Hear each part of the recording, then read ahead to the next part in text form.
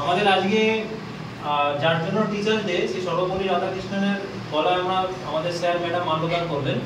এরপরে আমাদের পরম আরাধ্য স্যারকে কিছু বলবো।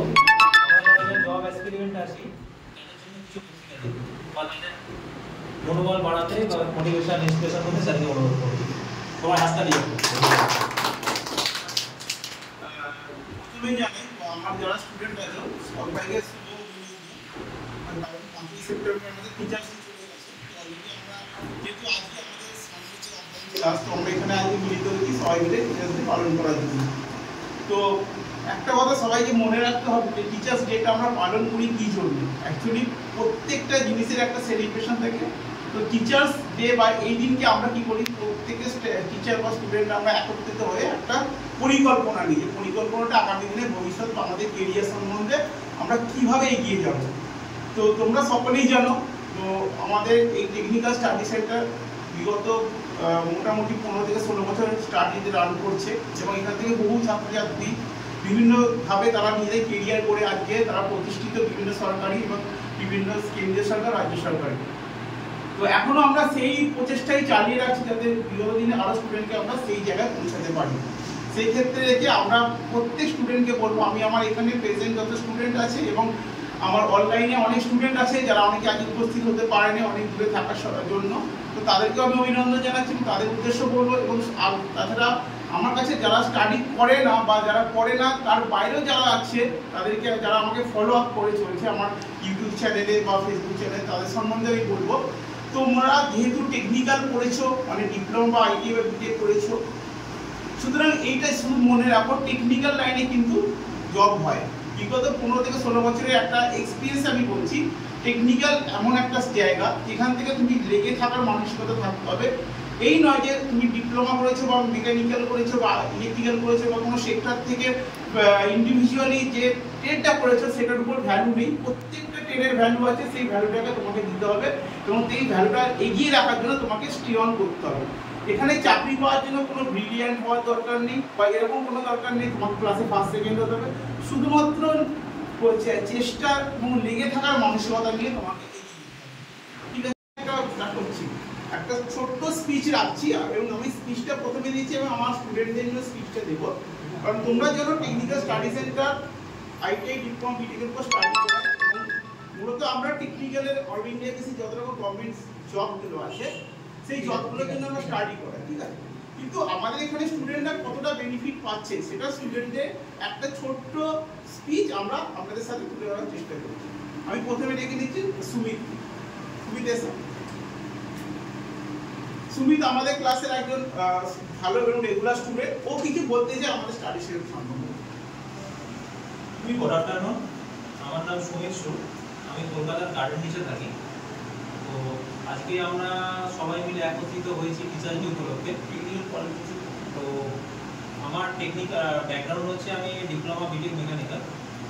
তো ডিপ্লোমার পর থেকেই আমার একটা সরকারি চাকরি করার খুব ইচ্ছা প্রথম ছোটোবেলা থেকেই ছিল।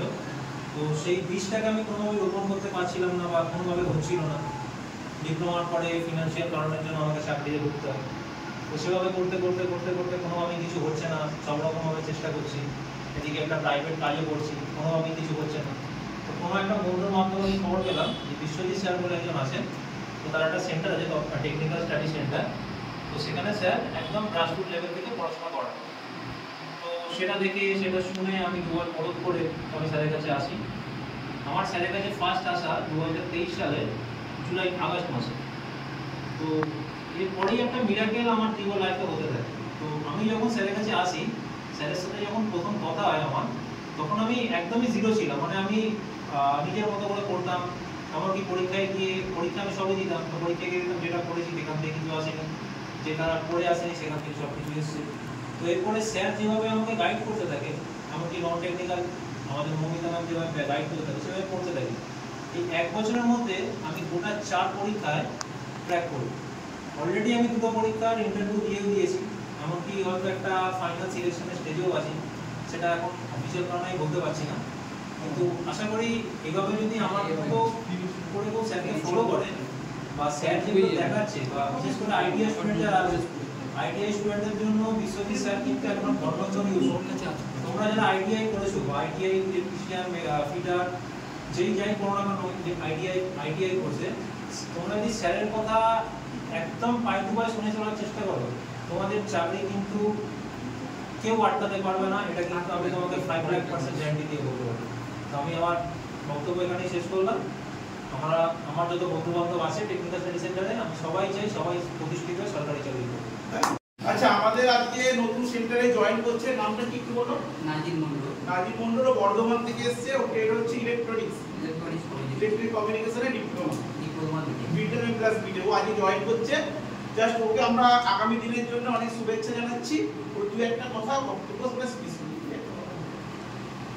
Good afternoon. আমি এসেছি বর্ধমান থেকে। তো আমি এটা প্রথমে ফেসবুক থেকে দেখি, তারপরে একটা বন্ধুর সাথে যোগাযোগ করে এটা এলাম। তো এসে দেখলাম যে টেকনিক্যাল স্টাডি সেন্টারের পরিবেশটা খুবই ভালো।